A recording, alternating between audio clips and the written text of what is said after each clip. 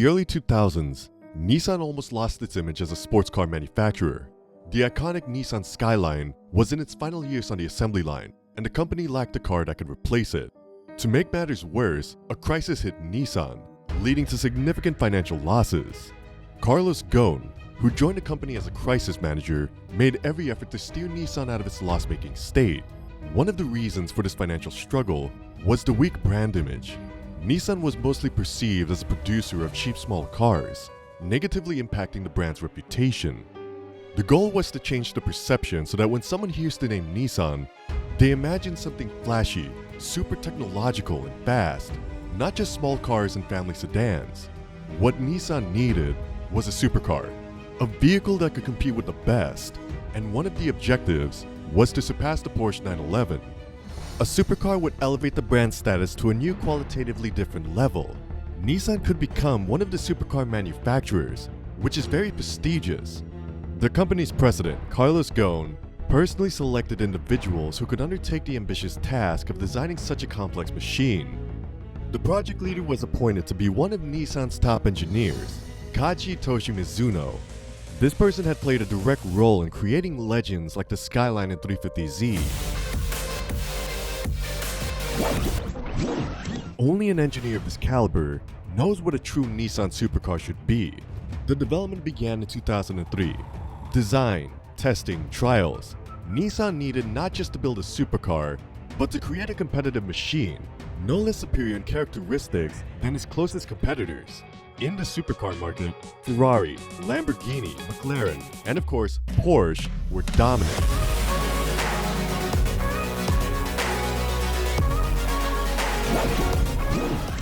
The Porsche 911 rightfully holds the title of the king of supercars, and it's not just a title. Numerous victories on the racetracks, outstanding characteristics, and a vast number of fans place it among the most iconic cars of the 20th century.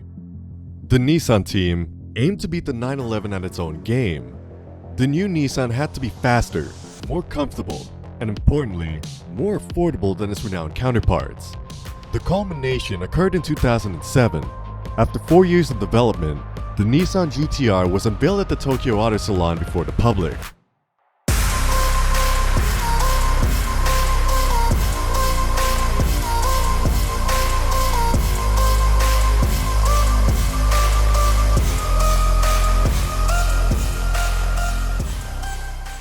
The Nissan GTR, launched in 2007, became a global sensation and the most significant sensation in Japanese automotive history. The car's main strengths were its performance and design, showcasing a plethora of interesting solutions. Unlike most mid-engine and rear-engine supercars, the GTR followed a classic front-engine layout. The 6-cylinder twin-turbocharged engine was positioned at the front, with the maximum displacement pushed towards the base. The transmission was innovative and highly complex. The dual-clutch automated gearbox for optimal weight distribution followed a transaxle layout and was located at the rear of the car. The rear differential, gearbox, and all-wheel drive coupling formed a unified block. The implementation of the all-wheel drive was particularly interesting. The torque from the engine went through the drive shaft to the transmission at the rear of the car, thus powering the rear wheels. Additionally, another drive shaft from the transmission to the front axle, passing through a coupling, provided torque to the front wheels. Such a scheme had never been used in supercar construction before. The GTR's engine generated 480 horsepower, allowing it to accelerate from 0 to 100 in 3.6 seconds. However, the maximum speed reached a supercar-worthy 310 kilometers an hour.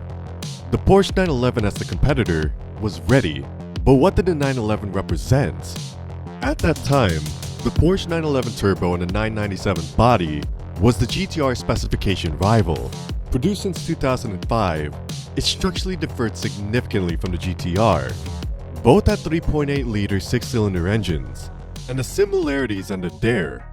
It's even challenging to imagine more dissimilar cars than these two. The Porsche had a rear-engine layout, with the engine and gearbox located precisely at the rear axle. The famous flat-six engine produced 480 horsepower and was paired with a traditional hydraulic torque converter Tiptronic S automatic transmission.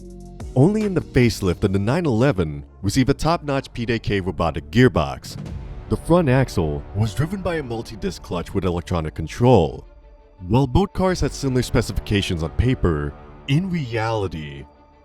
So as I mentioned earlier, the goals of the GTR was to rival the Porsche 911. Looking at the capabilities,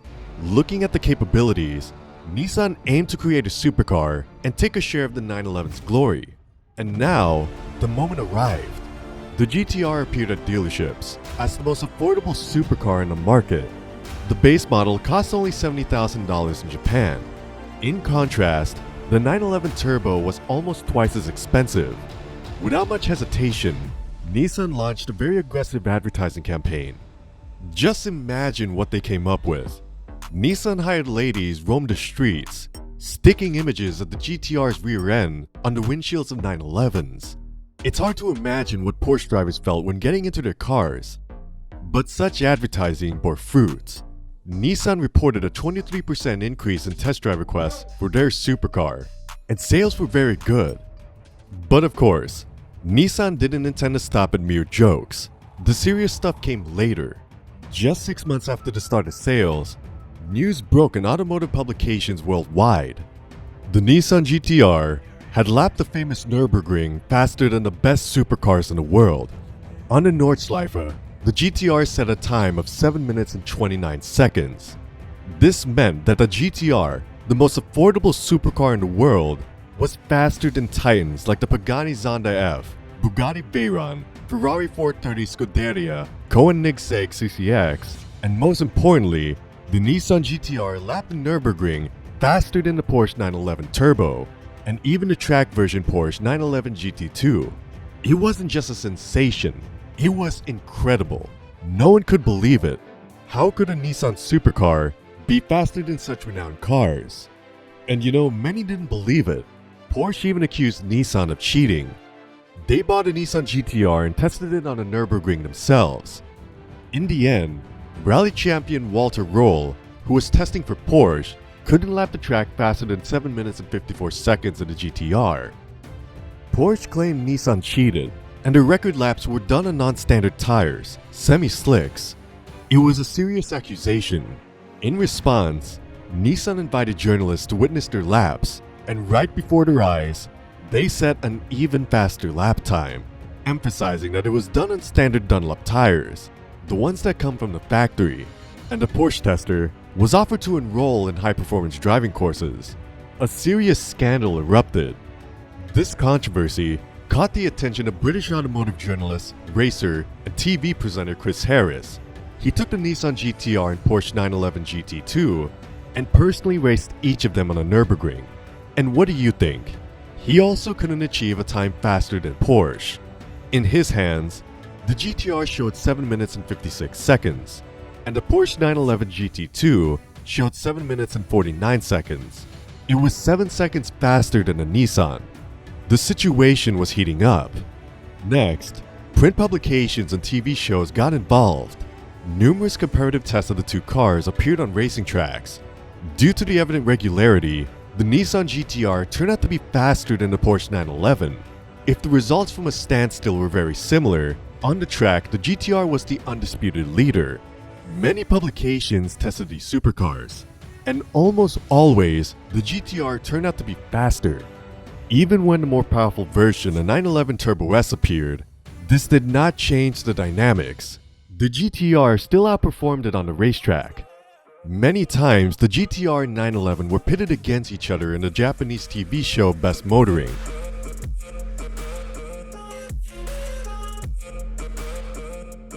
The Japanese supercar not only defeated the 911 and Turbo S versions, but also extreme track-focused supercars like Lamborghini, Ferrari, Porsche GT3, and even the GT2.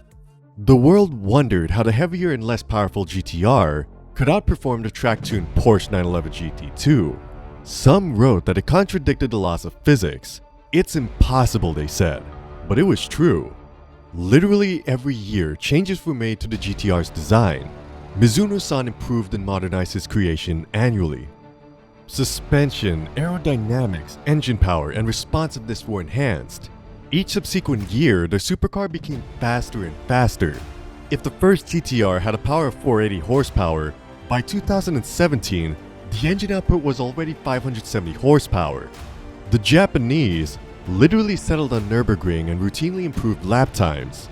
They increasingly shocked the public with new figures. Mizuno-san created his masterpiece, disregarding the authorities. Just a couple years later, Nissan enthusiasts proved everyone wrong. The speed of the GTR was repeatedly demonstrated in practice. However, it wasn't all smooth sailing.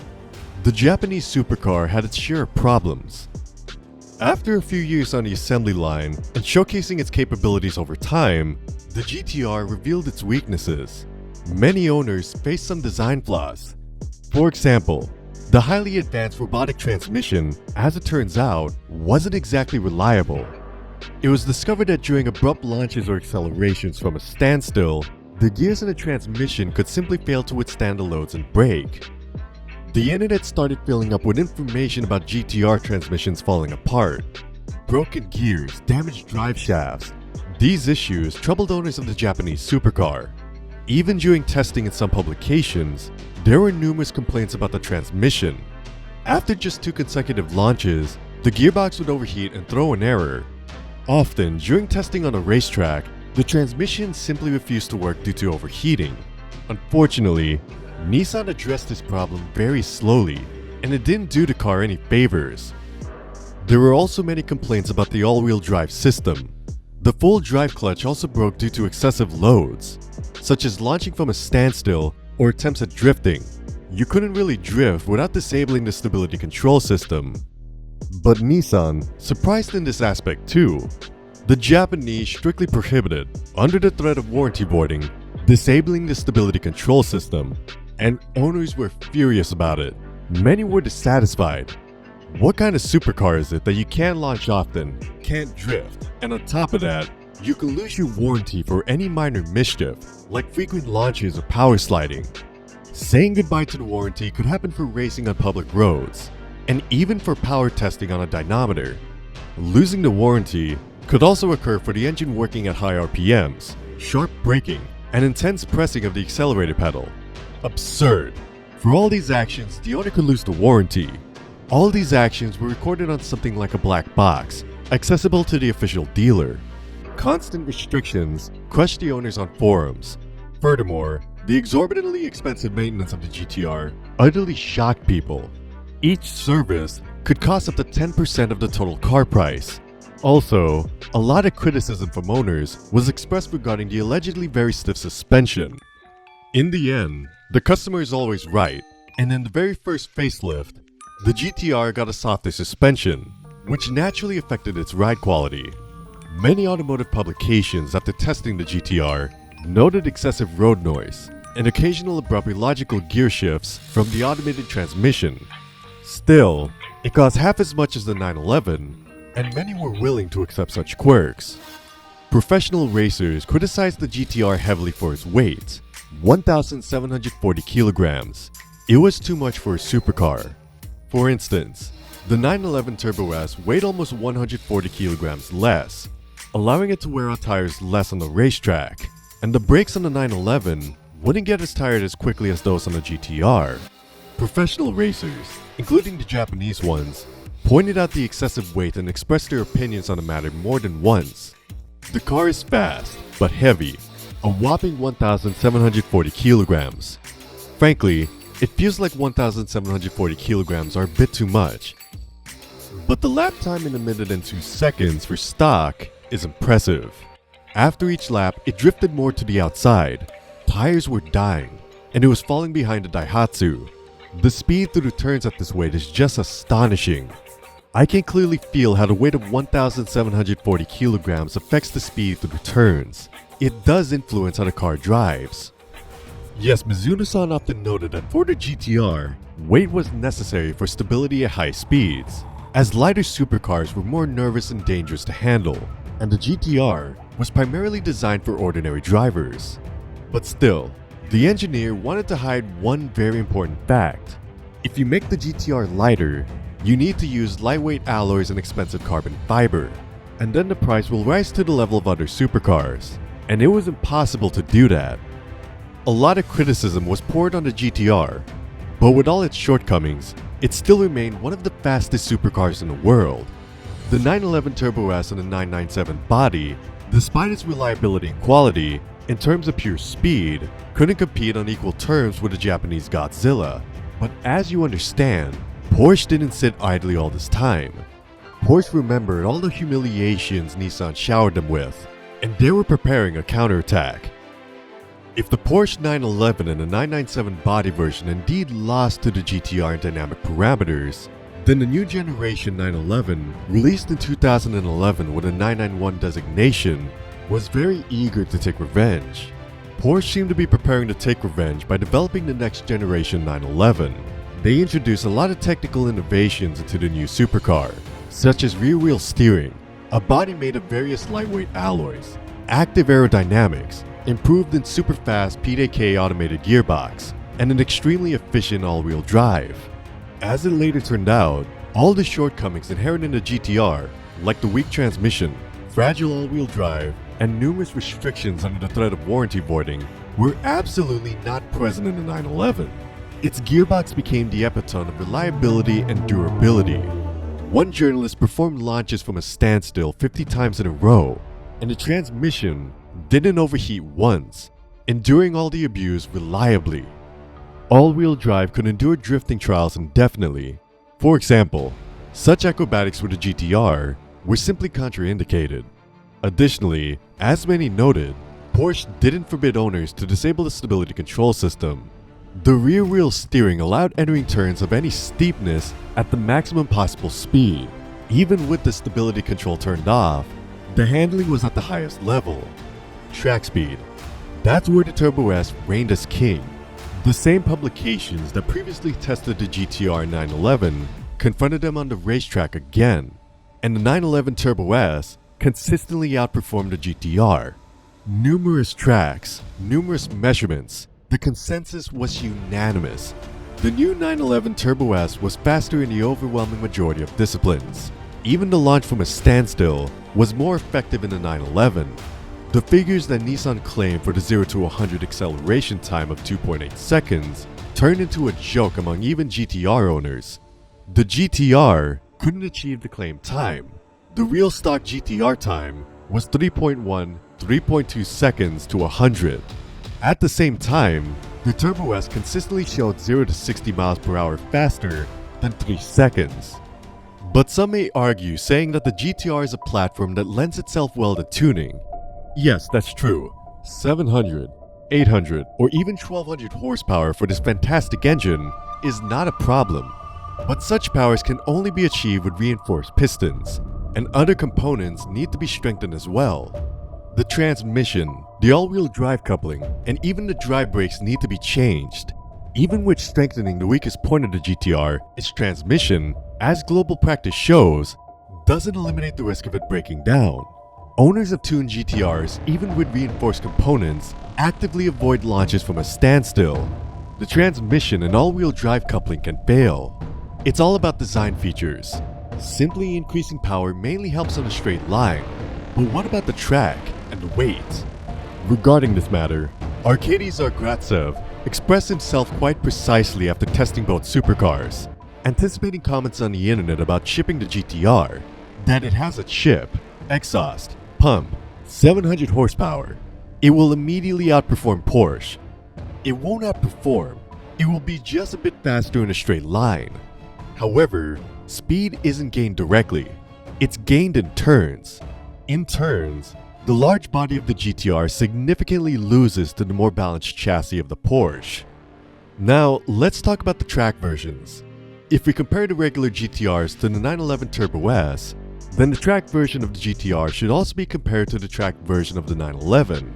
If for Nissan, it's the GTR Nismo, then for the Porsche, it's the 911 GT2 RS.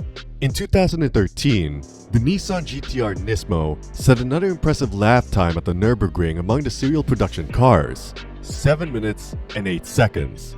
However, the Japanese later admitted that it wasn't an ordinary Nismo at a Nürburgring, but the N-Attack version. The N-Attack package includes extended carbon body elements, special shock absorbers and springs, racing limited slip differentials both front and rear, a titanium exhaust system, adjustable rear wing, a different interior, and all this equipment cost as much as another GTR.